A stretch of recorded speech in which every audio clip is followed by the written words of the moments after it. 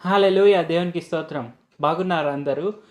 So, ఈరోజు మనము విశ్వాసం అంటే ఏంటి? విశ్వాసం ఎలా వస్తుంది? విశ్వాసం ద్వారా మనం ఏం చేయగలము? క్రియలు గల విశ్వాసం అంటే ఏంటి? క్రియలు లేని విశ్వాసం అంటే ఏంటి? మనం తెలుసుకుందాం. సో, మొదటగా మనము ఆదికాండం 1 అధ్యాయం 1 వచనం చూద్దాం. ఆదియందు దేవుడు భూమి ఆకాశములను సృజించెను. సో, ఇది మోస్ట్ బేసిక్ థింగ్. అంటే బైబిల్ మొదలయ్యేది దీంతోనే. సో, మన జీవితాల్లో మనకు దేవుడైన యేసు ప్రభు వారు ఎలాగ పరిచయం అవుతారు అంటే సృష్టికర్తలాగా. సో, మనం బైబిల్ ఓపెన్ చేయంగానే ఆయన సృష్టిని సృష్టించాడు అనేది మనం చూస్తాము. సో, దాన్ని నమ్మడమే విశ్వాసం. మనం ఎప్పుడైతే దేవుడైన యేసు ప్రభు వారు సృష్టిని సృష్టించాడో, తానే సృష్టించాడు. అది ఏ బిగ్ బ్యాంగ్ థియరీ వల్లో లేదంటే ఇట్లాంటి వల్ల కాలేదు. తను తను స్వయంగా సృష్టించినదే అని మనం నమ్మితే, అంటే దేవుడైన యేసుప్రభు వారు తన చేతులతో మనలను ఆ మట్టి నుంచి ఎలాగైతే తీశాడో, అది మనం నమ్మినప్పుడే అది మనకు విశ్వాసం అవుతుంది. సో, అది మనకు మొదలయ్యేది, ఆ విశ్వాసం అనే జర్నీ స్టార్ట్ అయ్యేది మనము దేవుడైన యేసుప్రభు వారిని నమ్మినప్పుడే మనకు ఆ విశ్వాసం అనే జర్నీ స్టార్ట్ అవుతుంది. సో, అలాగా నమ్మడం అనేది చాలా ఇంపార్టెంట్ థింగ్ మనకి. మనకు చాలా బేసిక్ థింగ్ అదే అయినా కానీ అదే చాలా ఇంపార్టెంట్. దానివల్లే మనం పరలోక రాజ్యంలోనికి వెళ్ళగలము. మనం ఎప్పుడైతే దేవుడైన యేసుప్రభు వారిని నమ్ముతామో, ఆయన మన కోసం మరణించాడు అనేది నమ్ముతామో, మనం ఆటోమేటిక్‌గా పరలోకానికి వెళ్తాము. సో, మనం ఖచ్చితంగా ఆ విశ్వాసాన్ని అనేది చూపించాలి అంటే మొదటగా మనము ఆయన సృష్టిని చేశాడు అనేది నమ్మాలి. సో, ఇప్పుడు మనం మార్కు సువార్త 4 అధ్యాయం 30-32 వచనాల వరకు.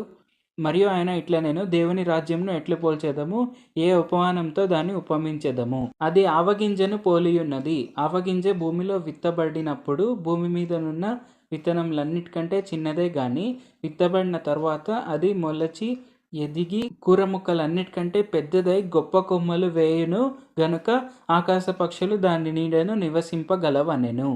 సో, ఈ వాక్యాలు గనుక చూసుకుంటే దేవుడైన యేసుప్రభు వారు మనకేం చెప్తున్నారు?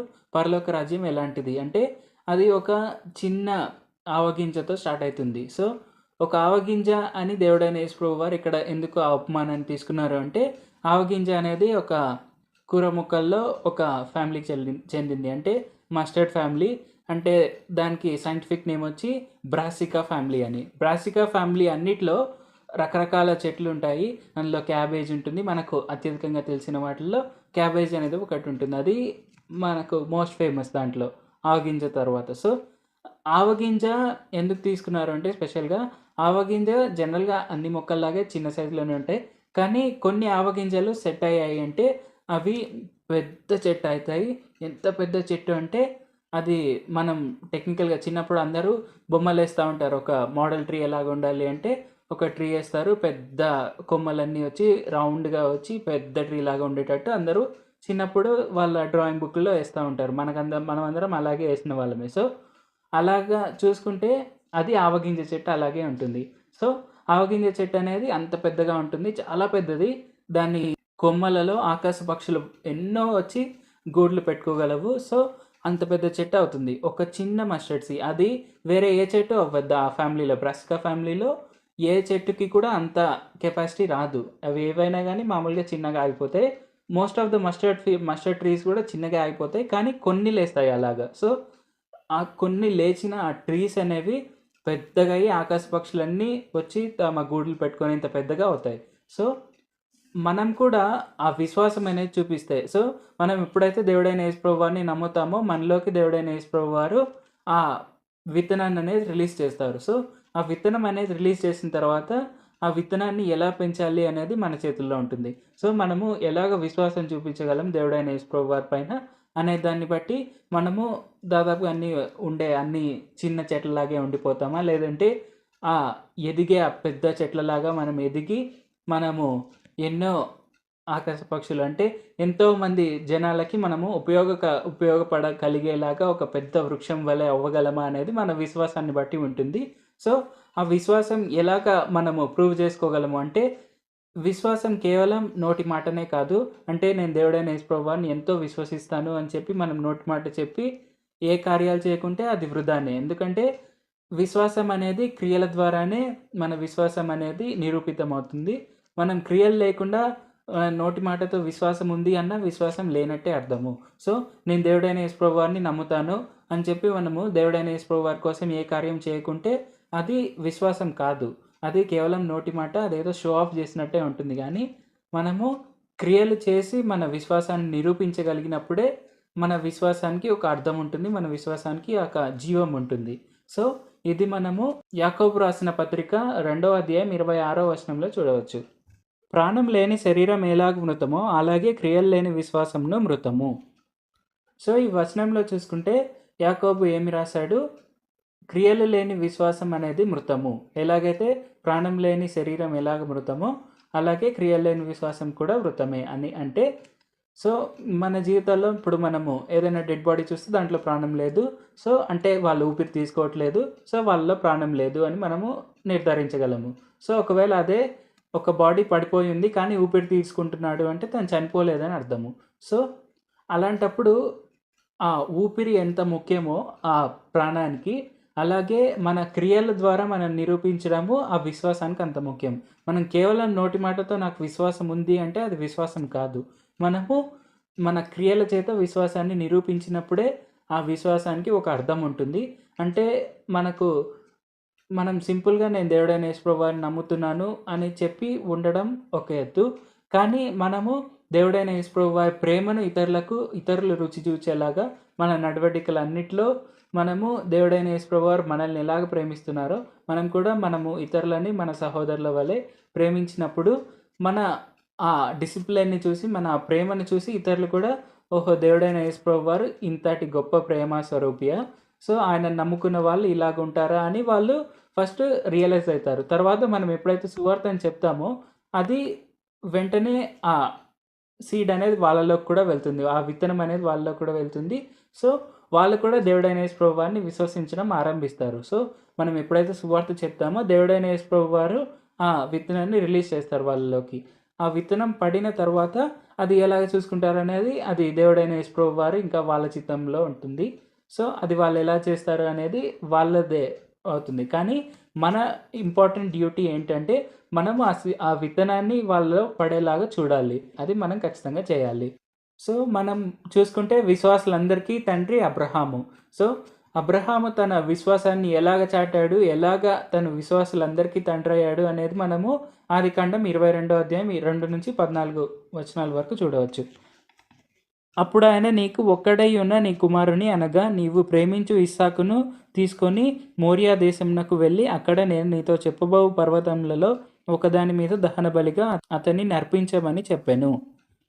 తెల్లవారినప్పుడు అబ్రహాం లేచి తన గాడిదకు గంత కట్టి తన పనివారిలో ఇద్దరిని తన కుమారుడగు ఇస్సాకును వెంట పెట్టుకొని దహన బలి కొరకు కట్టెలు చీల్చి లేచి దేవుడు తనతో చెప్పిన చోటికి వెళ్ళెను.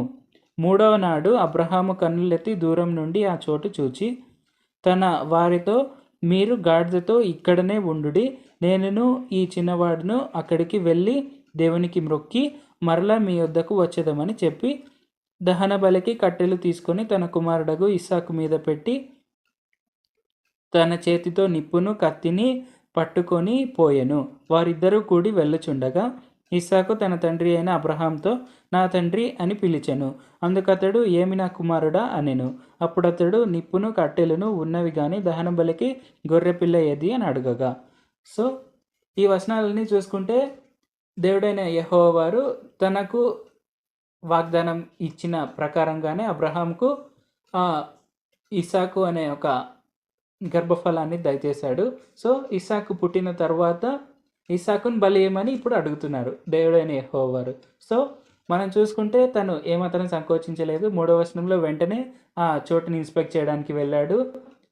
ఇక్కడ ఏంటి అంటే తన విశ్వాసంతో ఇస్సాకును, తనకు 100 ఏళ్ల తర్వాత పుట్టిన ఇస్సాకును కూడా ఇచ్చేయడానికి, అంటే బలిగా ఇచ్చేయడానికి సిద్ధపడ్డాడు అబ్రహాము. అంటే తను చెప్పినట్టే, అంటే 8వ వచనం నుంచి మనం చూసుకుంటే, అబ్రహాము, నా కుమారుడా, దేవుడే దహన బలికి గొర్రె పిల్లను చూచుకొనును అని చెప్పాను. అలాగూ వారిద్దరూ కూడి వెళ్ళి దేవుడు అతనితో చెప్పిన చోటికి వచ్చినప్పుడు అబ్రహాము అక్కడ బలిపీఠంను కట్టి కట్టెలు చక్కగా పేర్చి తన కుమారుడగు ఇస్సాకును బంధించి ఆ పీఠం పైనున్న కట్టెల మీద ఉంచెను. అప్పుడు అబ్రహాము తన కుమారుని వధించుటకు తన చెయ్యి చాపి కత్తి పట్టుకొనగా. సో ఇక్కడ చూసుకుంటే ఈ 3 వచనాల్లో మనం ఏం చూసాము, అబ్రహాము సిద్ధపడాడు ఇచ్చేయడానికి. ఇస్సాకును బలిగా ఇచ్చేయడానికి దేవుడైన యెహోవా వారు అడిగినట్టే. అంటే ఒకవేళ ఆ కొడుకు పోయినా ఇంకో కొడుకును దేవుడైన యెహోవా వారు ఇవ్వగలరు అనే ఆ నమ్మకము అలాగా అబ్రహాంలో స్థిరపడిపోయింది. సో దేవుడైన యెహోవా వారు అడిగిన వెంటనే తన కుమారుడిని ఇచ్చేయడానికి సిద్ధపడ్డాడు అబ్రహాం. సో మనము కూడా అలాంటి విశ్వాసం కలిగి ఉండాలి. అంటే క్రియల ద్వారా తన విశ్వాసాన్ని నిరూపించగలిగాడు. అంటే ఇప్పుడు ఎలాగైతే అబ్రహాము దేవుడైన యెహోవా వారే గొర్రెపిల్లను సిద్ధపరుస్తాడు అని చెప్పి ఇస్సాకుని తీసుకొని వెళ్ళాడో, ఇస్సాకుని బలి ఇవ్వడానికి సిద్ధపడాడో, సో అంతటి కష్టతరమైన ఆ సిచ్యువేషన్‌ని కూడా విశ్వాసంతో హ్యాండిల్ చేశాడు అబ్రహాము. సో దేవుడైన యెహోవా వారు ఇస్సాకును బలి ఇచ్చేయమని అడిగినప్పుడు, ఒకవేళ దేవుడైన యెహోవా రాపకపోయింటే నిజంగానే బలి ఇచ్చేసేవాడు అబ్రహాము ఇస్సాకుని. సో అంత విశ్వాసం ఉండింది అబ్రహాముకు. సో కేవలం విశ్వాసం నోటి మాట ద్వారానే కాకుండా ఇస్సాకుని బలి ఇవ్వడానికి సిద్ధపడడంతో ఆ క్రియ ద్వారా తను ఆ విశ్వాసాన్ని అనేది నిరూపించాడు కూడా. ఆ విశ్వాసాన్ని నిరూపించి తన నోటి మాటతో ఒక ప్రవచనంగా ఇస్సాకుతో ఏమంటారు, దేవుడైన యెహోవా వారే ఒక గొర్రె పిల్లని సిద్ధపరుస్తారు, అది ఆయనే చూసుకుంటాడు అని ఒక నోటి మాట విడుదల చేశాడు. తను అలాగా ఆ ప్రవచనాన్ని విడుదల చేశాడు. సో మనం నెక్స్ట్ వచనాల్లో చూసుకుంటే, యెహోవా దూత పరలోకం నుండి అబ్రహామా అబ్రహామా అని అతన్ని పిలిచెను. అందుకతడు చిత్తం ప్రభువా అనెను. అప్పుడు ఆయన ఆ చిన్నవాని మీద చెయ్యి వేయకుము, అతన్నేమీ చేయకుము, నీకు ఒక్కడై ఉన్న నీ కుమారుని నాకియ్య వెనుక తీయలేదు గనుక నీవు దేవునికి భయపడువాడవని ఇందువలన నాకు కనబడుచున్నది అనెను. అప్పుడు అబ్రహాము కన్నులెత్తి చూడగా పొదలో కొమ్మలు తగులుకొని ఉన్న ఒక పొట్టేలు వెనుక తట్టున కనబడెను. అబ్రహాము వెళ్ళి ఆ పొట్టేలును పట్టుకొని తన కుమారునికి మారుగా పెట్టి దహనబలిగా అర్పించెను. అబ్రహాము ఆ చోటికి యెహోవా ఈరే అని పేరు పెట్టెను. అందుచేత యెహోవా పర్వతము మీద చూచుకొనును అని నేటి వరకు చెప్పబడెను. సో తన ఆ విశ్వాసాన్ని క్రియల ద్వారా ఎలాగైతే అబ్రహాం నిరూపించగలిగాడో అలాగ చేసినప్పుడు దేవుడైన యెహోవా వారు తన ఆ ప్రవచనాన్ని నిజం చేశాడు.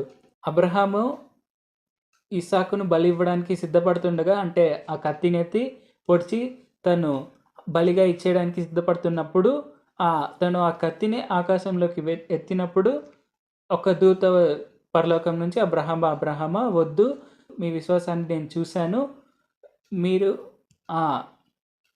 మీకు ఒక్కడైనా ఆ బిడ్డను బలి ఇవ్వాల్సిన అవసరం లేదు అని అబ్రహామును ఆపేశారు. సో అలాగా జరిగింది. అబ్రహాము తన విశ్వాసాన్ని నిరూపించగలిగాడు కాబట్టి. ఒకవేళ తను నిరూపించలేకుండా తను కేవలం నోటి మాటతో నాకు విశ్వాసం ఉంది అని చెప్పి ఆ కిందే దహన బలిగా ఇచ్చేసింటే ఇదంతా జరిగేదే కాదు, అబ్రహాం విశ్వాసులకు తండ్రి అయ్యేవాడే కాదు. కానీ తన విశ్వాసాన్ని అంతటి కష్టతరమైన పొజిషన్లో కూడా అబ్రహాము నిరూపించాడు. సో అలాగా మనం కూడా కేవలం నోటి మాటతో నాకు విశ్వాసం ఉంది అని చెప్పి మనము క్రియలు లేకుండా ఉంటే ఆ విశ్వాసం మృతమే అవుతుంది. సో ఆయన విశ్వాసంతో తన క్రియల ద్వారా ఆ విశ్వాసాన్ని నిరూపించగలిగినప్పుడు తన ప్రవచనమైన ఆ మాటని, అంటే అబ్రహాము దేవుడే చూచుకొను అని ఎలాగైతే చెప్పాడో తన నోటి మాటను, తన ప్రవచనాన్ని నిజం చేశాడు దేవుడైన యెహోవా వారు. సో ఆ పొదలలో ఒక గొర్రె పిల్ల కనిపించింది. ఆ గొర్రె పిల్లను వధించి వాళ్ళు దహన బలిగా దాన్ని అర్పించారు దేవుడైన యెహోవా వారికి. సో దానికి యెహోవా ఈరే అనే పేరు పెట్టాడు. అంటే యెహోవా చూచుకొనెను అని. సో ఇంత జరిగింది. అంటే మనము చూసుకుంటే జనరల్గా గొర్రె పిల్లలు ఎప్పుడూ అంత పైకి వెళ్ళవు, కొండపైకి. దేవుడైన యెహోవా వారు అద్భుతంగా ఆ గొర్రె పిల్లని పైకి పంపించాడు, ఆ పొదల దగ్గరికి, ఆ మోరియా కొండ మీదికి పంపించాడు. సో అంతటి అద్భుతాన్ని దేవుడైన యెహోవా వారు తన ప్రవచనాన్ని నెరవేర్చడానికి అలాగే చేశాడు. ఎందుకు అలాగే చేశాడు అంటే అబ్రహాం తన విశ్వాసాన్ని నిరూపించగలిగాడు క్రియల ద్వారా కాబట్టి. సో యెహోవా ఈరే, యెహోవా చూచుకొను అనేది మన జీవితంలో ఎప్పుడు నెరవేరుతుంది అంటే మన విశ్వాసాన్ని మనము క్రియల ద్వారా మనము నిరూపించగలిగినప్పుడు. మనం కేవలం నోటి మాట ద్వారా నాకు విశ్వాసం ఉంది అంటే మన జీవితాల్లో ఆ విశ్వాసం నాకు అర్థమేమీ ఉండదు. ఆ విశ్వాసం అనేది నిరూపితమయ్యేది మన క్రియల ద్వారానే.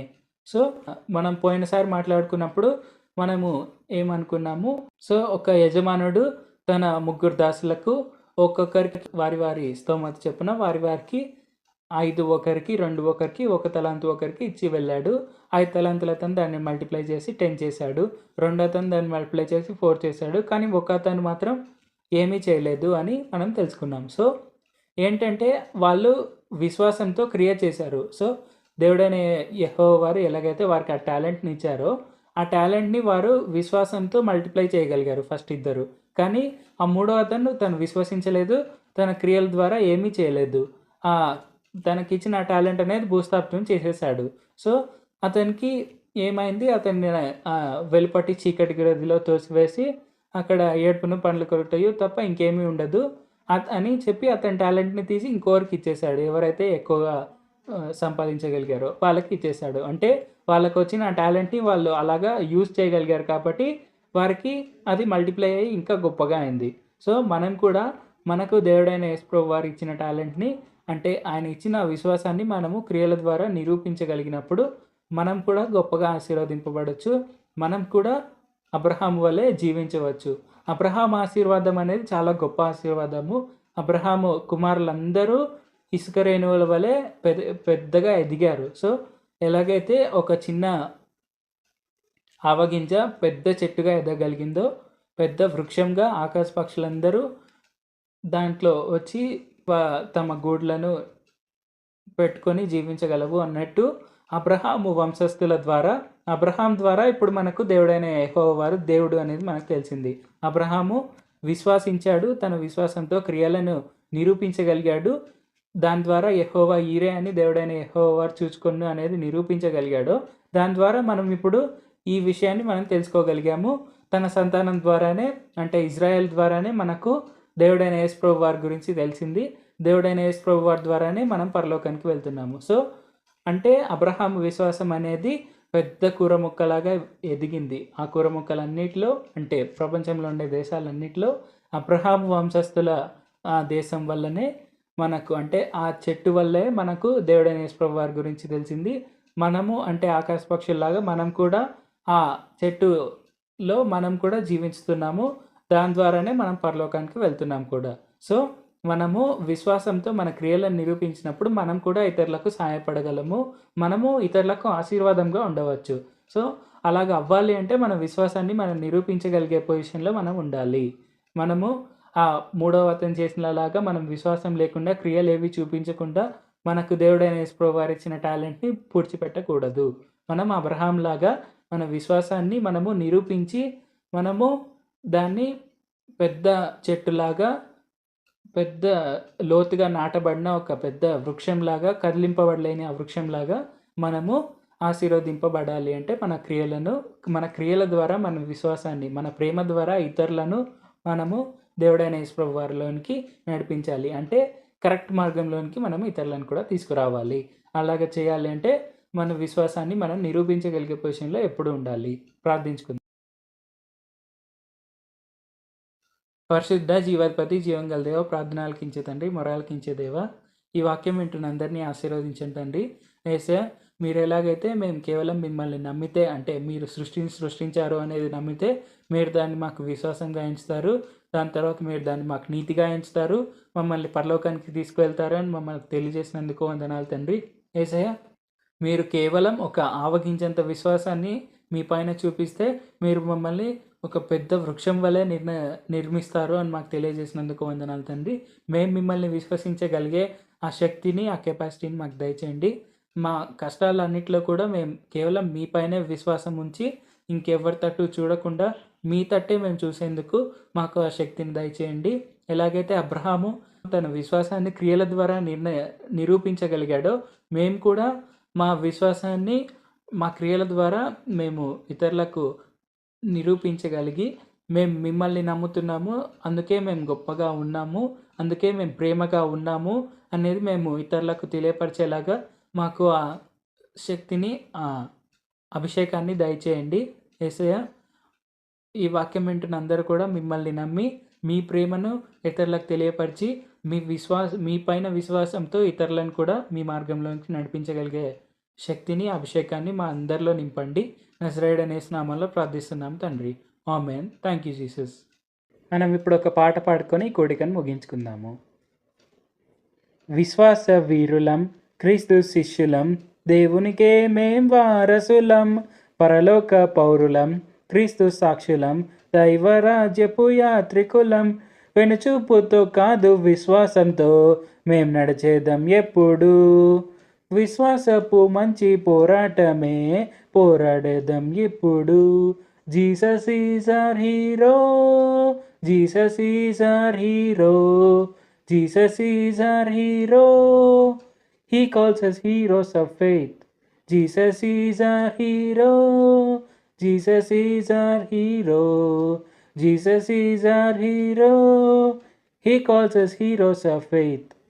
విశ్వాస వీరులం, క్రీస్తు శిష్యులం, దేవునికే మేం వారసులం, పరలోక పౌరులం, క్రీస్తు సాక్షులం, దైవరాజ్యపు యాత్రికులం.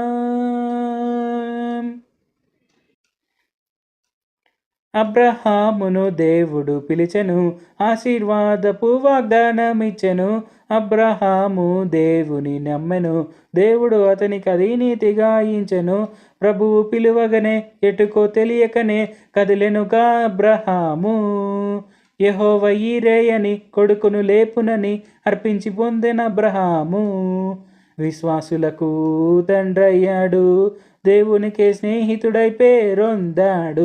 విశ్వాస వీరులం, క్రీస్తు శిష్యులం, దేవునికే మేం వారసులం, పరలోక పౌరులం, క్రీస్తు సాక్షులం, దైవరాజ్యపు యాత్రికులం. వెనుచూపుతో కాదు విశ్వాసంతో మేం నడిచేద్దాం ఎప్పుడు. విశ్వాసపు మంచి పోరాటమే పోరాడేద్దాం ఇప్పుడు. Jesus is our hero. Jesus is our hero. Jesus is our hero. He calls us heroes of faith. Jesus is our hero. Jesus is our hero. Jesus is our hero. He calls us heroes of faith. విశ్వాస వీరులం, క్రీస్తు శిష్యులం, దేవునికే మేం వారసులం, పరలోక పౌరులం, క్రీస్తు సాక్షులం, దైవరాజ్యపు యాత్రికులం. హల్లెలూయా. మనము ఎలాగైతే Abraham తన విశ్వాసాన్ని నిరూపించగలిగాడో మనం కూడా అలాగే మన విశ్వాసము ద్వారా మనము దేవుడైన యేసుప్రభు వారిని ఇతరులకు తెలియపరచాలి. మన క్రియల ద్వారా దేవుడైన యేసుప్రభు వారిని మనము ఇతరులకు తెలియపరచాలి. సో మన విశ్వాసం అనేది అలాగా మనం ఇతరులకు చాటించవచ్చు. అలాగే దేవుడైన యేసుప్రభు వారిని ఇతరులకు పరిచయం చేయవచ్చు. సో అలాగే ఇతరులు కూడా పరలోక రాజ్యానికి రావచ్చు. సో మనం నెక్స్ట్ టైం కలుసుకునే వరకు దేవుడు మనలందరినీ ఆశీర్వదించును గాక. God bless us all.